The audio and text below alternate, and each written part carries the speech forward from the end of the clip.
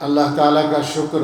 ادا کرتے ہیں کہ آپ کے سامنے آنے کا موقع ملا۔ اس اجلاس میں بہت سارے بڑے بڑے علماء کرام کے خطاب ہو چکے ہیں اور ہوں گے انشاءاللہ، اور ان میں زیادہ وہ ہوں گے جن کی ساری بات آپ سمجھ رہے ہوں گے۔ بعض ایسے بھی ہوں گے ہماری طرح کہ جن کی ساری بات آپ نہیں سمجھیں گے، لیکن کچھ نہ کچھ سمجھ ہی لیں گے انشاءاللہ۔ تو مختصر سی بات اس وقت موقع ہے کرنے کا، ہمارے سفر کے اعتبار سے بھی اور موسم کے اعتبار سے بھی اور ضرورت کے اعتبار سے بھی۔ میرے نہایت ہی محترم بزرگ دوست حضرت مولانا مفتی میزان الرحمان صاحب دامت برکاتہم کا بیان ابھی ہوا ہے، اور میں نے سمجھے بغیر یہ فیصلہ کیا ہے کہ اس جیسے بیان کے بعد میرے جیسے بیان کی ضرورت ہی نہیں رہتی، لیکن حکم کی تعمیل کرنی ہے۔ تو یوں عرض کرتا ہوں کہ اللہ تعالیٰ نے دنیا میں حضرت آدم علیہ السلام کو بھیجا تھا دو راستے بتا کر، ایک صحیح راستہ ایک غلط راستہ، دونوں سامنے تھے، اور آدم علیہ السلام ظاہر صحیح راستے پر تھے، لیکن اللہ نے فرما دیا تھا کہ آپ کی اولاد میں دونوں طرح کے لوگ ہوں گے، اور ساتھ ہی میں ایک دشمن کو بھی بھیجا تھا، اور یہ سارا کام اللہ تعالیٰ کی حکمت کے تحت ہوا تھا۔ اللہ کی حکمت تھی کہ اللہ نے شیطان کو آدم علیہ السلام کے ساتھ ہی دنیا میں اتارا۔ اس وقت سے دو راستے دنیا میں چل رہے ہیں، ایک راستہ ہدایت کا ہے جو سیدھا جنت کی طرف جاتا ہے، اور ایک راستہ اس کا مخالف راستہ ہے جس پر چلنے والا جہنم میں جائے گا۔ شیطان نے دنیا میں آ کر اپنا مشن پورا کرنا شروع کیا۔ وہ چیلنج دے کر آیا تھا اللہ تعالیٰ کو کہ میں آدم کی اولاد کو گمراہ کروں گا، آدم کی اولاد میں سے جس کو بھی ممکن ہوا میں جہنم میں لے جانے کی کوشش کروں گا، اور اس کا خیال یہ تھا کہ زیادہ لوگوں کو میں جہنم میں لے جاؤں گا، مجھ سے بچنے والے بہت تھوڑے ہوں گے۔ یہ شیطان کا اندازہ بھی تھا اور دعویٰ بھی تھا۔ اللہ تعالیٰ نے اس کو بھیج دیا تھا کہ جاؤ، تم سے جو کرنا ہے تم کرو، اور میرے ماننے والے بندے میرے راستے پر قائم رہیں گے، اور جو ان سے ہوگا وہ کریں گے۔ تو اس وقت سے یہ ایک لڑائی ہے جو چل رہی ہے۔ ہمارے زمانے میں ہمارے زمانے کی رفتار کے مطابق لڑائی چل رہی ہے۔ ہر زمانے کی رفتار اسپیڈ الگ الگ ہے۔ ہمارا زمانہ کچھ پہلے تک ہوائی جہاز کا زمانہ تھا، تو ہوائی جہاز کی رفتار سے لڑائی تھی، اور اب بہت پیچھے رہ گیا ہوائی جہاز، اب انٹرنیٹ کی رفتار سے لڑائی ہے، اور اس کی رفتار آپ جانتے ہیں کہ اس کو مشرق سے مغرب اور شمال سے جنوب تک پہنچنے میں ایک لمحہ نہیں لگتا، بس ساتھ ساتھ ہی پہنچ جاتا ہے۔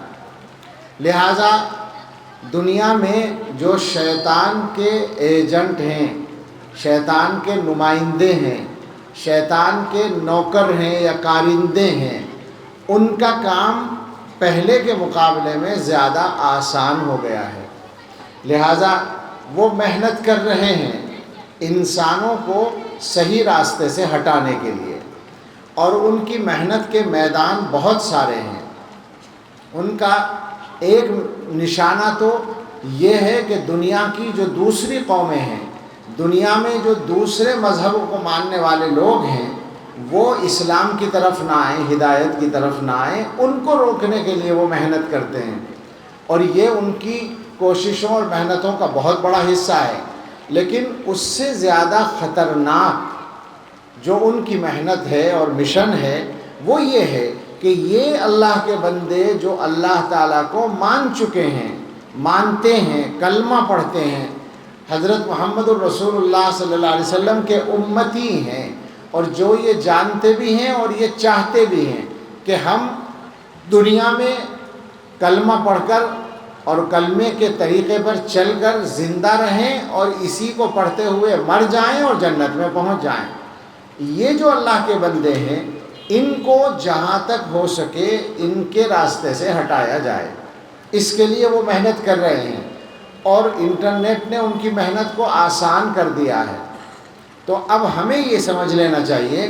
کہ ہمارا اس زمانے میں ہماری محنتوں کا جو سب سے بڑا یعنی محور ہونا چاہیے، کیا کہیں گے اس کو، ہماری محنتیں جس رخ پر، جس لائن پر سب سے زیادہ ہونی چاہیے وہ کیا ہے؟ مسائل تو بہت ہیں مسلمانوں کے ساتھ، جن ملکوں میں مسلم حکومتیں ہیں وہاں بھی مسائل ہیں، اور جن ملکوں میں مسلم حکومتیں نہیں ہیں وہاں کچھ اضافی مسائل بھی ہیں، لیکن وہ سارے مسئلے سمجھنا اصل یہ ہے، عرض یہ کرنا ہے کہ وہ سارے مسئلے، چاہے وہ روزگار کے مسئلے ہوں، رہن سہن کے مسئلے ہوں، گویا کہ جان کی حفاظت کے معاملات ہوں، کاروبار کی رکاوٹوں کے مسائل ہوں، اور طرح طرح کے معاملات ہوں، وہ سارے مسئلے اپنی جگہ اہم ہیں، وہ پرابلمز ہیں، وہ پریشانیاں ہیں، وہ مسائل ہیں، مگر مسلمان کا جو اصل مسئلہ ہے، اصل گویا منزل و مقصد ہے،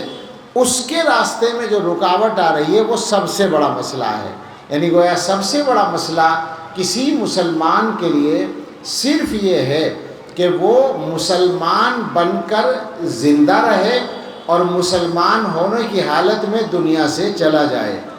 یہ منزل، یہ مقصد، یہ مسلمان کے سارے مسائل میں نمبر 1 پر ہے۔ اور یہ جو محنتیں ہیں، علماء کی محنتیں، مشائخ کی محنتیں، دعوت و تبلیغ کی محنتیں، یا کسی بھی لائن کی، ان ساری محنتوں کی منزل وہی ہے کہ ان مسلمانوں کو ایمان پر قائم رکھا جائے اور ایمان کے ساتھ دنیا سے رخصت ہونے کا انتظام کیا جائے۔ ان کوششوں کا کیا مقام اور کیا ان کی اہمیت ہے، شاید ہمارے مسلمان بھائی اتنا نہیں جانتے جتنا دشمن جانتے ہیں، جتنا غیر جانتے ہیں۔ اسی وجہ سے ان کی طرف سے ان کے راستے میں، دینی تمام کوششوں کے راستے میں رکاوٹیں کھڑی کرنے کی پوری کوشش ہو رہی ہے، اور اس کے لیے وہ اپنی مالی، جانی اور دماغی ہر قسم کی صلاحیتیں اور وسائل، جتنے سورسز ہیں ان کے پاس، وہ سب استعمال کرتے ہیں اس لائن کو روکنے کے لیے۔ تو اب ہمیں سب کو یہ بات سمجھ لینی چاہیے کہ جو ہماری اصل منزل ہے اس سے روکنے والا کون ہے اور اس پر ہمیں لے جانے والا کون ہے۔ ہمارے جو مدرسے ہیں، ہمارے جو دینی کام ہیں، ان کے ذریعے ہی سے ہم اپنی نسلوں کو ایمان پر بچا سکیں گے۔ ہماری جیسی عمر کے جو لوگ ہیں اس زمانے میں وہ بھی خطرے میں ہیں، لیکن ان سے زیادہ خطرے میں وہ نسل ہے جس کے بچپن کا ابھی زمانہ ہے، جو بچے ہیں، جن کے ذہن کو کسی بھی طرف موڑا جا سکتا ہے۔ اب میں اپنی بات پوری تو پتہ نہیں سب کہہ پا رہا ہوں، نہ سمجھا پا رہا ہوں، لیکن اگر میں کہہ سکتا تو یہ کہتا کہ اس وقت بین الاقوامی طور پر، یہ ذمہ داروں کے متوجہ ہونے کی اصل بات ہے کہ بین الاقوامی طور پر تعلیمی نظام تقریباً یکساں کر دیا گیا ہے ساری دنیا میں۔ یعنی نصاب تو ہوگا الگ الگ، لیکن جس کو نظام کہتے ہیں، اور یوں کہہ لیجئے کہ تعلیم کے جو مقاصد ہوتے ہیں، کس مقصد کے لیے بچوں کو پڑھایا جائے، وہ بالکل برابر ہو گئے ہیں، اور جہاں جہاں کچھ کمی تھی وہ ختم کی جا رہی ہے۔ جو مسلم ممالک ہیں، جن کو ہم اسلامی ممالک کہتے ہیں، ان سب میں بھی تعلیمی نظام یکسر بدل دیا گیا ہے، اور جہاں غیر مسلم حکومتیں وہاں بھی یہی صورتحال ہے۔ ہمارے ہندوستان کے اندر بھی اور سب جگہ تعلیمی نظام نئے سرے سے نافذ کیا جا رہا ہے۔ اس نظام میں بچوں کے لیے جو منزل ہے وہ دنیا ہے، آخرت نہیں ہے۔ اس میں ان کا جو نشانہ ہے وہ یہ ہے کہ وہ بچہ اپنے مذہب سے تو آزاد ہو جائے۔ یعنی ایسا نہیں ہے کہ مذہب کو مقصد نہیں بنایا، بلکہ مذہب سے دور کرنے کو مقصد بنایا ہے، اور خاص طور سے اس مذہب سے جو ساری لامذہبیت کا مخالف ہے، اور اس مذہب سے جو دنیا سے ساری برائیوں کو ختم کرنے والا ہے، اس مذہب سے جس کو اسلام کہتے ہیں، اس سے دور کرنا باقاعدہ ان کا مشن ہے۔ اور یہ بات ہم اتنا کھل کر کہتے ہیں، اس کے کہنے میں تکلف نہیں ہے، اور یہ تکلف یوں بھی نہیں ہے کہ وہ خود کہتے ہیں یہ بات، ان کو تو فخر ہے اس پر، وہ فخر کرتے ہیں اس بات پر کہ ہم دنیا کو اس راستے سے ہٹانے کی کوشش کر رہے ہیں، تو کوئی الزام نہیں ہے ان کے اوپر، وہ تو کھلا ہوا ان کا مشن ہے۔ اب جب یہ اس درجے لڑائی کھل گئی ہے، میں نے جو کہا تھا نا، شیطان کے نمائندوں کی لڑائی ایمان والوں سے اتنا کھل کر سامنے آ گئی ہے، تو ہمیں کیا تکلف ہے اپنا کام کرنے میں؟ ہمیں اپنا مشن سمجھ لینا چاہیے۔ منزل ایک ہے کہ مسلمان، ہر مسلمان، بڑا چھوٹا، مرد عورت، بچہ جوان، لڑکی لڑکا، کوئی بھی ہو، اس کو مسلمان بن کر جینا اور مسلمان ہو کر ہی مرنا ہے، یہ منزل ہے۔ اب اس منزل کے لیے سنبھالنا پڑے گا اپنے بچوں کو، دیکھنا پڑے گا ان کی تعلیم کو، ان کی تربیت کو۔ اب ظاہر ہے کہ دنیا، میں نے جو اشارہ کیا، انٹرنیشنل ایجوکیشن سسٹم جو بنایا گیا، اس میں اب تعلیم کو کمپلسری کر دیا گیا، بچے کو اسکول بھیجنا لازم کر دیا گیا۔ پتہ نہیں آپ کے یہاں بھی لازم ہے، ہمارے یہاں بھی ہو گیا۔ بچے کو اسکول بھیجنا یہ گویا بچے کا بنیادی حق ہے، یہ اس کا اپنا ذاتی حق ہے۔ تو اس کے بعد آپ وہاں سے بچا نہیں سکتے، وہاں ان کو کفر کا زہر پلایا جا رہا ہے اور مزید پلایا جائے گا، یہ کھلی بات ہے۔ تو اب ضرورت ہوگی اس کی کہ آپ اس زہر کا توڑ اپنے پاس رکھیں۔ آپ اپنے بچے کو اسکول بھیجنے پر مجبور ہیں، ٹھیک ہے بھیج دیجئے، لیکن روزانہ آپ کو اپنے بچے کو دیکھنا پڑے گا کہ میرا بچہ اسکول میں آج کیا پڑھ کے آیا، کیا سیکھ کے آیا، کیا کر کے آیا، کیا بول کے آیا۔ ہو سکتا ہے، میں ہندوستان میں یہ بات آج کل کہہ رہا ہوں کہ آنے والے وقت میں ہو سکتا ہے کہ ہمیں یہ ضرورت پڑے مسلمانوں کو کہ بچہ اسکول سے آئے تو ہم اس سے کہیں کہ بیٹا ایک بار لا الہ الا اللہ محمد الرسول اللہ پڑھ لو، ہو سکتا ہے اسکول میں تمہارا ایمان ہی خطرے میں آ گیا ہو۔ اس کی نوبت آ رہی ہے، ڈرتے ڈرتے یہ بات کہتے ہیں۔ یہ بات کہنا آسان نہیں ہے، دل پہ آرے چلتے ہیں، لیکن جو سچائی ہے اس کا سامنا کرنے سے پیچھے نہیں ہٹ سکتے، ہمیں ہوشیار رہنے کی ضرورت ہے۔ تو ایک پہلو تو یہ ہے کہ ہمیں اپنے بچوں کے ایمان کی حفاظت کے لیے تعلیم پر ان کی نظر رکھنی ہے، تربیت پہ نظر رکھنی ہے، اور گویا ان کو یہ سبق اچھی طرح پڑھا دینا ہے کہ لا تموتن الا وانتم مسلمون، ایمان کی حالت میں دنیا سے جانا ہے۔ دوسرا جو انٹرنیٹ کی طرف میں نے اشارہ کیا، اس کے ذریعے سے جو کچھ ہو رہا ہے اس کے نشانے پر سارے مسلمانوں کا ایمان ہے اور بہت سارے لوگوں کا ایمان خطرے میں آ چکا ہے۔ اس وقت علماء خاص طور سے اس پر توجہ دیں کہ فکری ارتداد جس کو ہم کہتے ہیں، اور اس سے آگے کا مرحلہ الحاد، یہ دونوں چیزیں بہت تیزی کے ساتھ پھیل رہی ہیں اور اس کے پھیلانے کے لیے باقاعدہ محنتیں ہو رہی ہیں۔ کتنے ہی چینل قائم ہیں دنیا کے اندر ملحدین کے بھی، اور کتنے ہی چینل قائم ہیں جو دنیا میں مذہب کی مخالفت کرتے ہیں اور نمبر ایک پر اسلام کی اور اسلام کے احکام کو موضوع بحث بناتے ہیں، اور ان کا جو اصل نشانہ ہوتا ہے وہ یہ کہ مسلمانوں کے دلوں میں تشکیک پیدا کی جائے، شک پیدا کر دیا جائے۔ وہ بات، وہ کیفیت جو حضرت محمد الرسول اللہ صلی اللہ تعالیٰ علیہ وسلم نے مسلمانوں کے لیے مقرر کی ہے، رضیت باللہ ربا وبالاسلام دینا وبمحمد رسولا،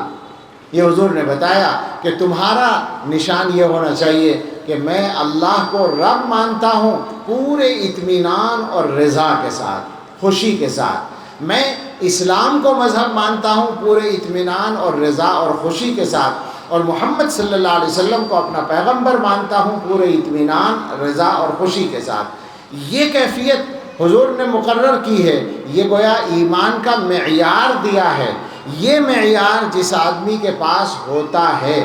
وہ آدمی ان کا نشانہ نہیں بنتا، الا عبادک منہم المخلصین، یہی ہوتے ہیں جن کو شیطان نے بھی پہلے ہی کہہ دیا تھا کہ اللہ کے جو منتخب بندے ہیں ان پر میرا بس نہیں چلے گا۔ لیکن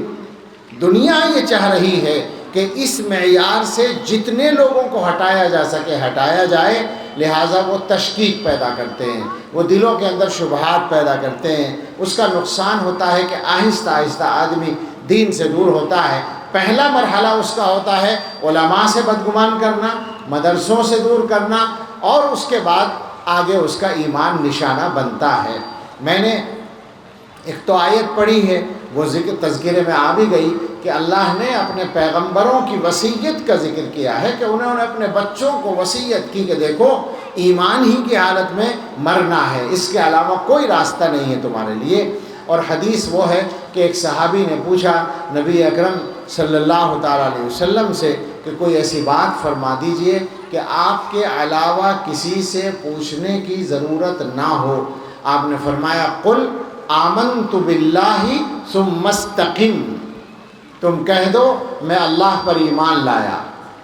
یہ ایمان کا اعلان کر دو، اور اس کے بعد اس پر استقامت اختیار کر لو، اس پر جم جاؤ، یعنی اتنے مضبوط ہو جاؤ کہ دنیا کی کوئی طاقت تمہیں اس سے ہلا نہ سکے۔